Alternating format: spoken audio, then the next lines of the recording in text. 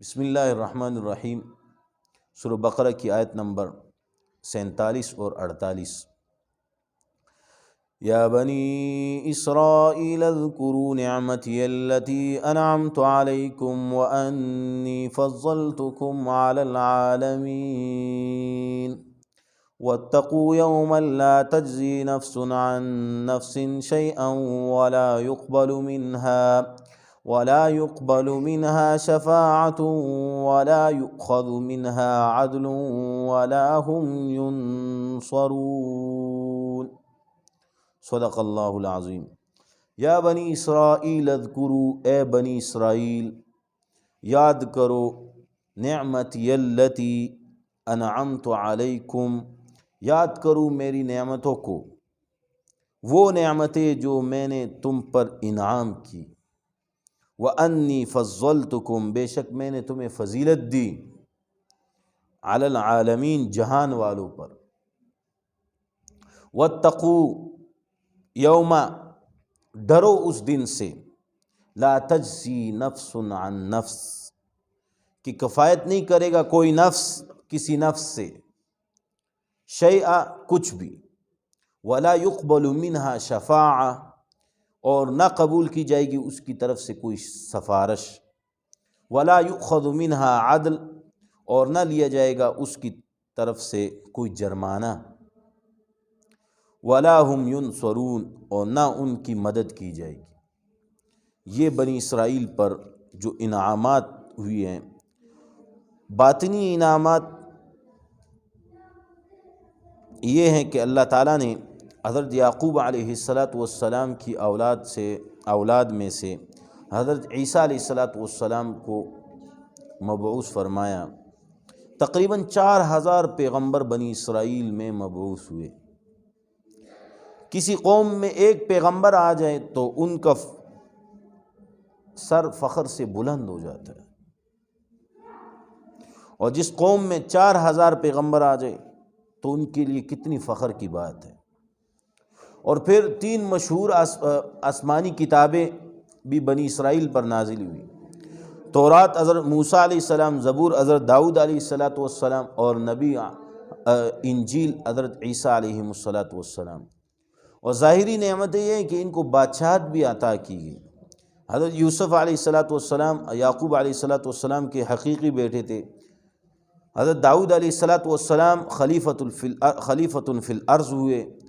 پھر اللہ تعالیٰ نے سلیمان علیہ السلام کو حکومت عطا کی۔ ان کے علاوہ کئی نیک بادشاہ ان میں گزرے ہیں۔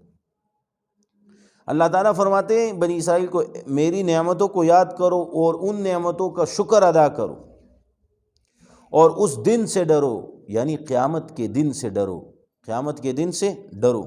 قیامت کے دن کوئی نفس کسی نفس کے لیے کام نہیں ہوگا، کوئی ایک دوسرے کے کام نہیں آئے گا، اور نہ کوئی ان کے لیے کوئی سفارش قبول کی جائے گی، اور نہ کوئی جرمانہ دیا جائے گا۔ آپ نے دیکھا ہوگا دنیا کے اندر بھی مجرم کو چھڑانے کے جو طریقہ کار ہیں، وہ تو ایک تو یہ ہے کہ کوئی شخص اس کا ضمانت اٹھا لے کہ بھائی اگر یہ بھاگ گیا تو مجھے آپ پکڑ لینا، میں اس کی ضمانت دیتا ہوں۔ یہ ایک عدالت میں پیشی کرنے کا یہ ایک طریقہ ہے۔ دوسرا طریقہ یہ ہے کہ سفارش کے ذریعے چھڑا لیا جاتا ہے، کسی بڑے سے سفارش کروا کر اس کو چھڑا لیا جاتا ہے۔ تیسرا جو طریقہ ہے جرمانہ دے کر اس کو چھڑا لیا جاتا ہے۔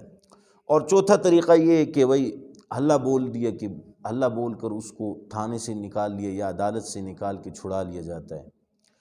اللہ تعالیٰ فرماتے ہیں قیامت کے دن کوئی طریقہ نہیں کام آئے گا، ان میں سے کوئی طریقہ کام نہیں آئے گا، نہ ضمانت دے کر، نہ جرمانہ دے کر، نہ حلہ بول کر، کوئی طریقہ کام نہیں آئے گا۔